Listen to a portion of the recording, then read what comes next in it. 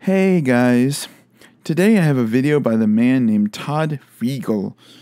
I hate saying that name because it's one of those German accent names.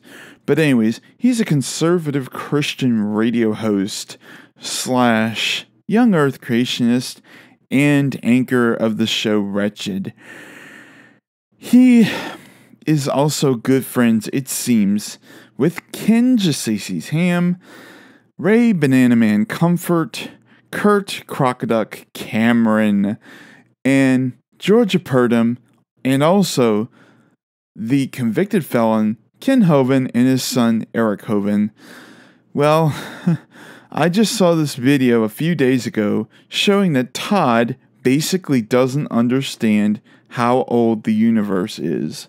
There's a debate going on these days, and no, Todd, there is no debate, and there hasn't been for a very long time. It is general scientific consensus that we know how old the universe is, and that is 13.7 billion years old. Only people like you say that there is a debate. frankly, I just don't get it. Frankly, Todd, I think that it's not that you don't get it, but it's that you don't want to get it, because it actually is very easy to understand how old the universe is if you wanted to understand that.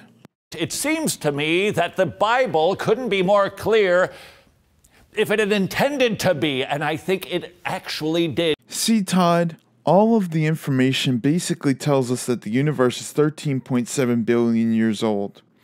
Even elementary kids can understand this, but you choose to deny this.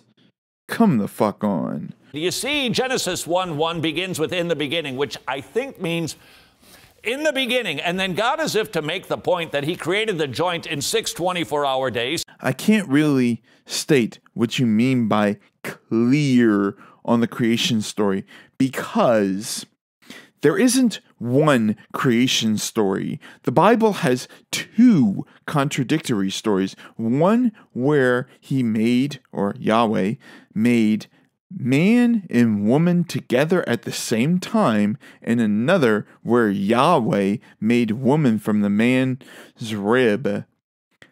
But the two accounts seem to not contradict each other on the idea that the earth was created in 6 days. But if you do your research, Todd, you will know that this is contradictory to reality, of course, as the earth is over 4 billion years old, and the universe is, as I said, 13.7 billion years old.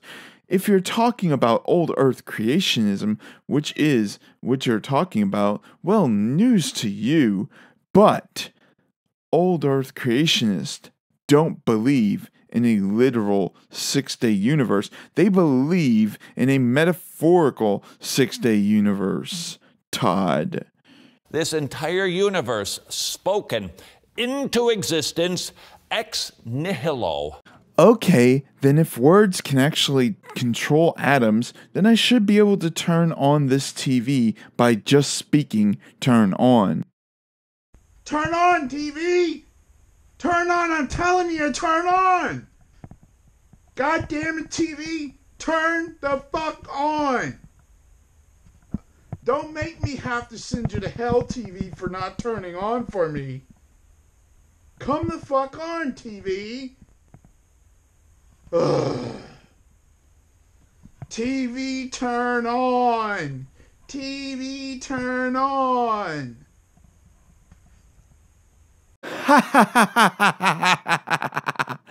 Really? The Bible is clear on the subject, and yet so many people, I do believe, bowing to what they believe to be the authority of evolutionary science, historical science, interpreting what happened a gazillion years ago by looking at a toe bone of a dinosaur. We've decided, we better figure out a way to make the Bible appear to match evolutionary historical science. And we've come up with all different types of translations and variations, a day age, a gap theory, to make the Bible say what it clearly does not. And the implications of that are rather significant. This is one thing that I hate that creationists try to do. They will not admit that historical science is observational science, and that the term evolutionary science, you never hear that at all in the science lab, but you almost always hear that term being used by science deniers and creationists. I'm betting that you, Todd, believe, of course, if you can't observe evolution, then it's never happened at all. Or that you believe that monkeys changed to man directly. I'm sorry, but speciation does not happen naturally.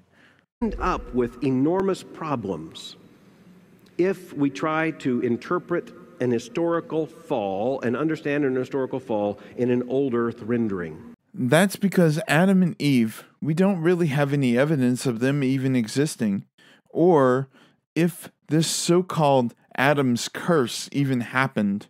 However, the Bible mentions several times that Adam and Eve are not the only people to exist during the time that the Bible says that Yahweh created the earth. The issue is Adam. The issue is sin. I stated before that we don't have any evidence that Adam's curse even happened. The sin issue is basically a man-made issue. And when I mean man-made, I mean that man had made up the word sin. The real issue is that we can see through you. It seems that you don't believe, not because you don't understand it, but because you don't want to understand it. You have a lot of willful ignorance, Todd, and that is sad. Fossil record appear to include so much sin and death before the fall. And in fairness, there are evangelicals who would say that's because you're confused about Romans chapter 5. When Adam fell, he didn't die physically. It was just a spiritual death that was promised. Actually, it's very possible that the Bible shows that Yahweh lied to Adam about death. I'm about to throw a Bible verse at you, Todd, about the second death, and it's from Revelations 21:8, King James Version.